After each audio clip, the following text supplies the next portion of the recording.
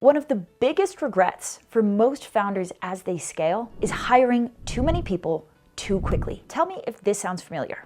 Your team comes to you and they say, man, I'm really overwhelmed. And you're like, okay, so you hire more people, and yet somehow your team is still overwhelmed. It seems like no matter how many people you hire, there's still too much work to do. The team is chaotic, they're always busy, they're always overwhelmed, and we just end up throwing more bodies at the problem, and it doesn't seem to fix it.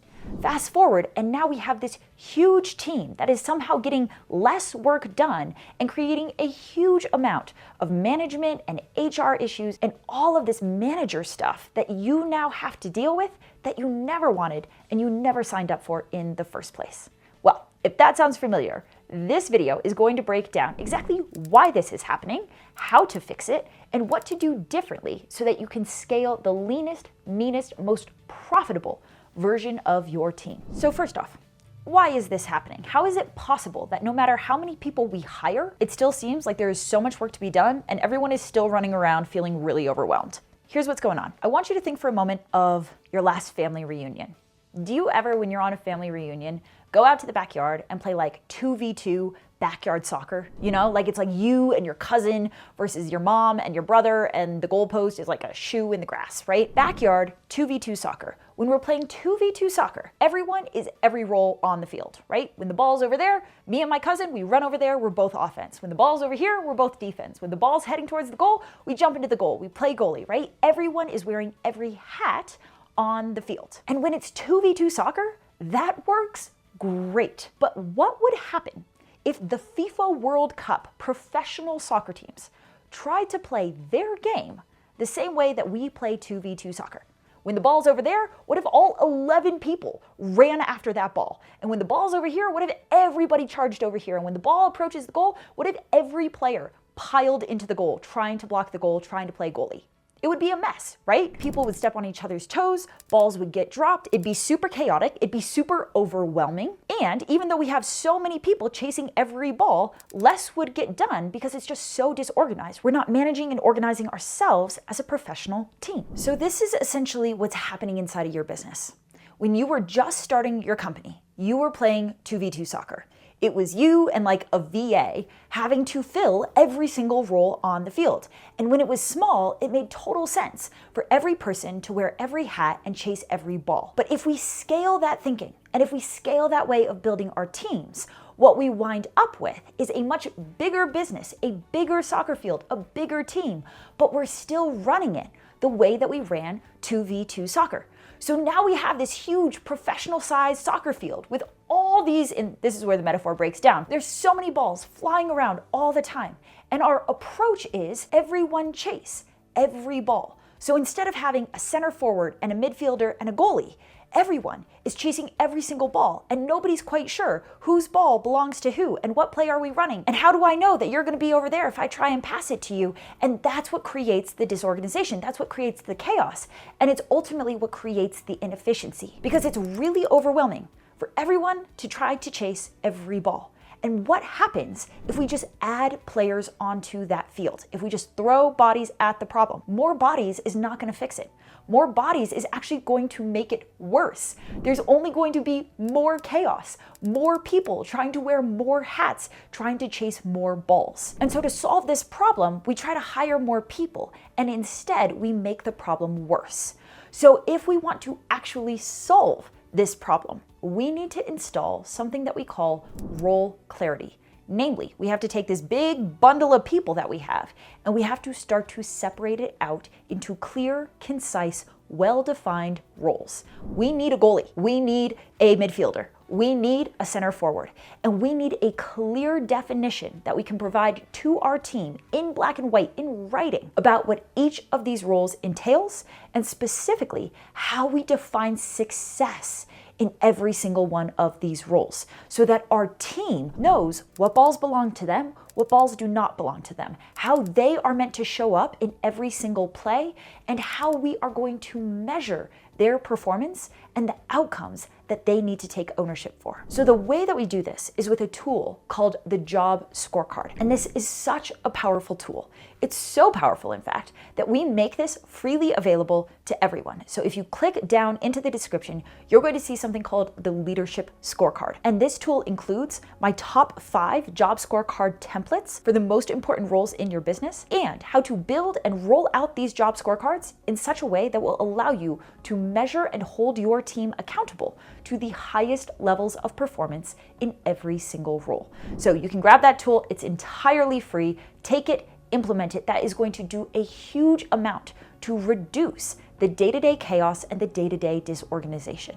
That's the very first thing that our team needs. They need role clarity. The second thing our team needs is, now that we have every single role clearly defined, we can look at every single role and we can maximize the productivity of that role. We want to make sure that every single role on the field is able to do its job as efficiently, as quickly, as streamlined as possible. Why? Because the faster and easier that we make everyone's job, the more work they will be able to get done. We will get a higher level of output and productivity out of every single person on the field. And what that translates to in your business is profit. So let me give you a tangible example. The very first company where I was a COO, I had a client success manager role, right? And at the average agency of our size, the average client success manager could handle somewhere between 30 to 40 client accounts. My client success managers were handling between 80 to 100 client accounts. So my team was literally 2 to 3x as productive as my competitors. And what that meant for me is that in order to get the same amount of work done, bring in the same amount of revenue, my competitors needed to have 2 to 3x the amount of people. They had to incur 2 to 3x the labor cost to produce the same revenue. So revenue is the same, but their costs are twice what mine are. I didn't have to hire all those extra people.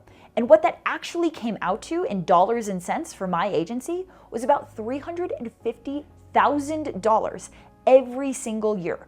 $350,000 that I didn't have to spend because my team was that much more productive. So that $350K got to drop straight to the bottom line in the form of profit. So how did I do that? How did I make my team that much more productive?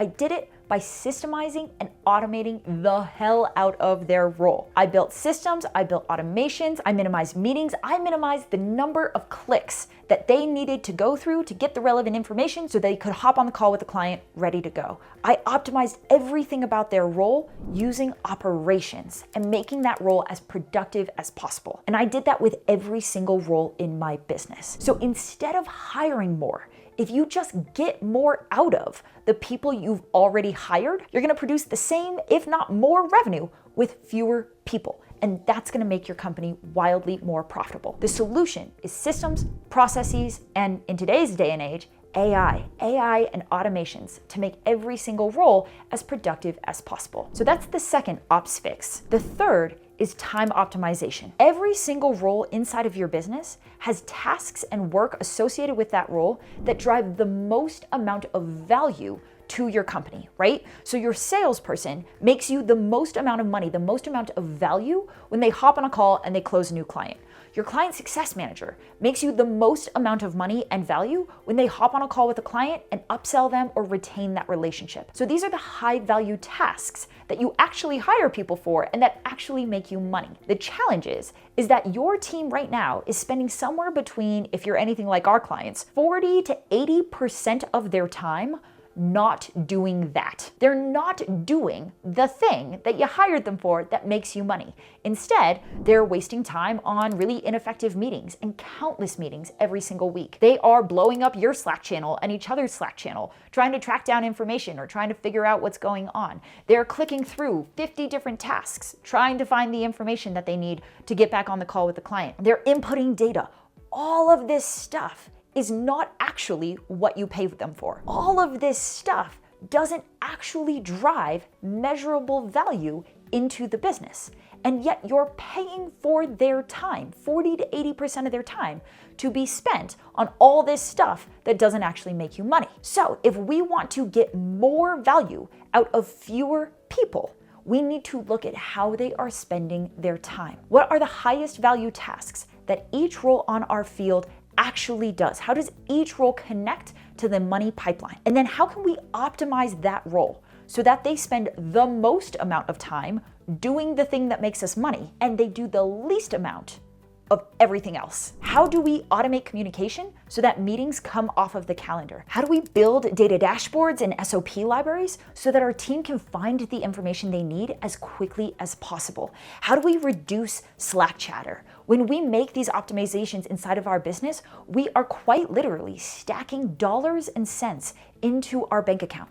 Because with fewer people doing more valuable work and less busy work, we are, again, for the same cost, you're paying these people the exact same amount, but you are producing way more value with every hour of their time. And what that translates to in your business is profit. So this is really what your operator should be focused on. Looking at every single role, clarifying the role, and creating a clear and measurable definition of success with a job scorecard. Then breaking down the day-to-day of that role and analyzing it across, how does this role bring money into the money pipeline, and how can I optimize for the highest value tasks associated with this role, and systemize and process and automate and streamline everything else, all of the busy work, so that our team spends the least amount of time doing stuff that doesn't make us money and the most amount of time doing the high value things that truly drive growth and move the needle on my business. If you make these 3 optimizations to your team, what you're gonna see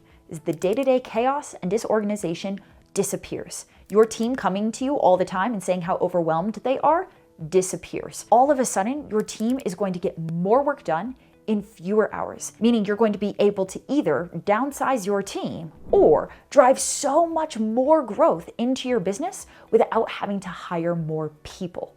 And because you are building a leaner, meaner, more productive team, your company becomes more profitable as you scale. Now, all of this is contingent upon us having the right team members in the right roles, right? Our goalie has to be a great goalie. And in fact, we want them to be a self-managing goalie, right? Taking ownership for their own outcomes, coming up with their own ideas, solving their problems, being the best goalie that they can be. And that is a whole other can of worms. So I have filmed an entire video on how to build a self-managing team that fixes their own problems. If you want to check that out, grab the next video when it pops up on the screen. And I want to leave you with just imagining for a moment what it would feel like to have zero day-to-day overwhelm or chaos, to have a dream team of self-managing A players that are each crushing it in their role and spending all of their time doing the most valuable work that moves the needle on your business.